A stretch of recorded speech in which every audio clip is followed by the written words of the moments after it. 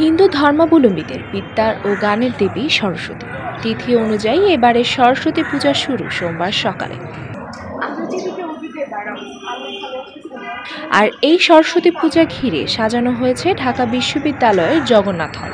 প্যান্ডেল তৈরি ও আঁকিবুকির কাজ করেছে চারুকলার শিক্ষার্থীরা। এর মধ্য দিয়ে ছড়িয়ে দেওয়া হচ্ছে দেবী সরস্বতীর বিদ্যার বার্তা। আমাদের আসলে জুলাই আগস্টের ঘটনার পরে পূজার আনন্দে কোনো ভাটা পড়েনি। প্রতি বছর যেরকম যেই আনন্দ ফুর্তির মাধ্যমে আমরা পূজার কাজগুলো করে থাকি, আমরা শিক্ষার্থীরা কাজগুলো করে থাকি, তো সেইভাবেই আমরা করছি। আমাদের কোনো দিক দিয়ে কোনো অংশে কম মনে হচ্ছে না, যে আনন্দটা কম বা আমাদের মনের ভিতরে কোনো ভয় কাজ করছে, এরকম কোনো কিছুই না আসলে। আর যদি আমি বলি প্রযুক্তির কথা, সেটা হচ্ছে গিয়ে পড়াশোনা বিষয়টা হয় কি, যেমন আমরা সরস্বতী পূজাটা শিক্ষার্থীরা কেন বেশি আনন্দের সাথে উদযাপন করি, কারণ আমরা সনাতন ধর্মাবলম্বীরা, আমরা সনাতন ধর্ম অনুযায়ী আমরা যেটা বিশ্বাস করি সেটা হচ্ছে মা সরস্বতী হচ্ছে আমাদের বিদ্যার দেবী। তিনি আমাদের বিদ্যা বুদ্ধি প্রদান করেন। তো ছোটোবেলা থেকে আসলে সেই একটা চিন্তা ধারণার মধ্যে থেকে আমরা বড় হয়ে এসেছি। তো এই দিনটাতে আমরা ছোটোবেলায় যেরকম আমাদের বই খাতা আমরা মার পায়ের কাছে অর্পণ করতাম এবং অঞ্জলি প্রদান করতাম আমাদের বিদ্যার জন্য এবং আমাদের পড়াশোনার অগ্রগতির জন্য, প্রতি বছর আসলে সরস্বতী পূজার এই দিনটাতে আসলে আমরা সেই ছোটোবেলাটাতে ফিরে যাই এবং আমরা বুঝতে পারি যে প্রযুক্তির সাথে আমাদের বর্তমান পড়ালেখা কিন্তু প্রযুক্তির সাথে আমাদের সেই আগের যে প্রযুক্তি ছাড়া যে আমরা যে পড়াশোনাটা করতাম সেটার সাথে পার্থক্যটা কোথায়।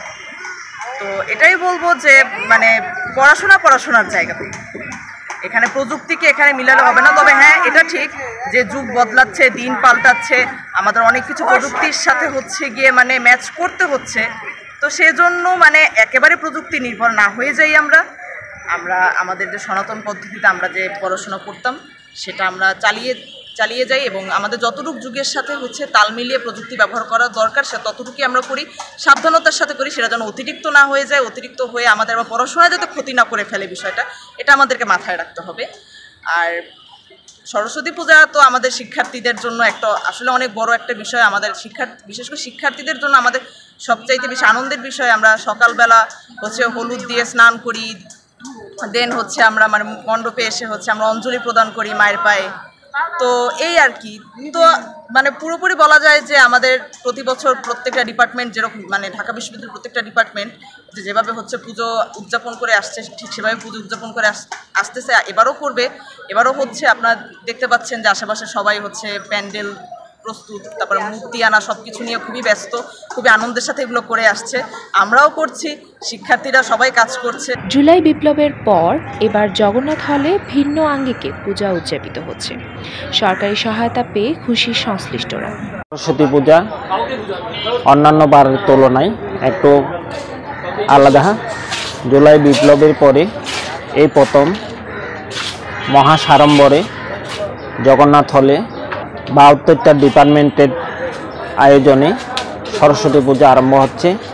এখানে সরকারের উপদেষ্টা মণ্ডলী থেকে এই প্রথম ছাত্রদের প্রতি পূজা মণ্ডপে অনুদান দিয়েছেন। আমরা সেই কারণে বর্তমান অন্তর্বর্তী সরকারের কাছে খুবই কৃতজ্ঞ যে এখানে জাতি ধর্ম বর্ণ নির্বিশেষে সকলেই উপস্থিত থাকেন। আমরা জুলাই বিপ্লবের পরে জগন্নাথ হলে মহাসাড়ম্বরে পূজা আয়োজন করেছি। এটা আমাদের জন্য অত্যন্ত আনন্দের। আমরা বাংলাদেশের নাগরিক, সবাই একসাথে থাকব, একসাথে আনন্দ উপভোগ করব।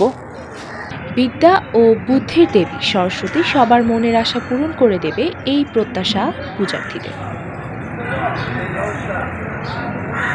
এরিনা রায়, যুগের চিন্তা।